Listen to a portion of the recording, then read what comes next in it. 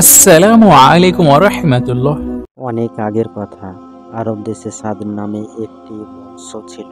এই বংশর লোকেদের চেহারা ছিল যেমন খুবই লম্বা এবং চওড়া, গায়েও তেমন ভীষণ শক্তি। তারাই ছিল তখন আরব দেশে প্রবল এবং প্রধান। তাদের একজন বাদশাহ ছিল, তার নাম সাদ্দাত। সাদ্দাত ছিল সাত জুলুমের বাদশাহ। তার ধন দৌলতের সীমা ছিল না। হাজার হাজার সিন্ধুক ভরা মণিমুক্তা হীরা জহরত। তার ছিল সিপাহী, লক্ষ লক্ষ হাতি, আস্ত বলে অসংখ্য ঘোড়া। সিপাহী শাস্ত্রী যে কত তার ছিল, লেখাজোখা ছিল না। উজির নাজির পাত্র মিত্র, আমলা গোমস্ত, রংমহল দিন রাত ঝমঝম করত। সাধারণত মানুষের ধন দৌলত যদি একটু বেশি থাকে তবে সে একটু অহংকারী হয়। সাদ্দাত বাদশার মেজাজ এত বেশি হয়েছিল, একদিন সে দরবারে বসে উজির নাজিরকে ডেকে সিংহের মতন হুঙ্কার দিয়ে বলল, দেখো, আমার যেরকম শক্তি সমর্থ আর খুব সুর চেহারা, তাতে কি আমি খোদা হবার উপযুক্ত নয়? উজির নাজিরেরা তাকে উৎসাহ করে বলল, নিশ্চয়, এ তো যার ধন দৌলত, লোক লঙ্কর, উজির নাজির, দালাল কোঠা, হাতি ঘোড়া, তিনি যদি খোদা না হয় তবে আর খোদা হবার উপযুক্ত দুনিয়াতে কেউ নাই।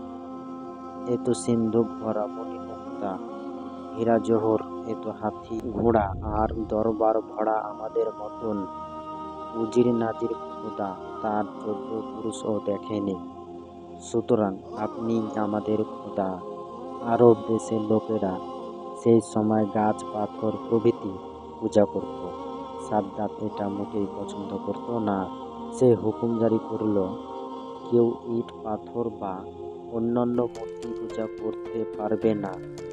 তার বদলে সম্রাট সাদ্দাতকে সকলের পূজা করতে হবে। সাত মুলুকের বাদশাহ সাদ্দাত, তার হুকুমের উপরে কথা বলার এমন সাধ্য কারণে, সুতরাং তার হুকুম মতো কাজ করতে হবে। একদিন গুনুদ নামক একজন পয়গম্বর তার দরবারে এসে হাজির হলেন। পয়গম্বরের খোদার খুব প্রিয়। হুদ বলল, তারা নবাব বাদশাহদের ভয় করতে যাবে কেন? হুদ পয়গম্বর তাকে বললেন, তুমি নাকি খোদার উপর খোদাকারি করার চেষ্টা করছ? তোমার এ দুঃসাহস কেন? পরকালের ভয় যদি থাকে তবে আল্লাহর উপর ঈমান আনো। হুদ নবীর এই কথা বলা দেখে দরবারে সবাই অবাক হয়ে তার দিকে চেয়ে থাকল। উজির নাজির পাত্র মিত্র, যার ভয়ে সর্বদা, সম্রাট সজং বেগম সাহেবা, যার কথার উপরে কথা বলতে পারে না,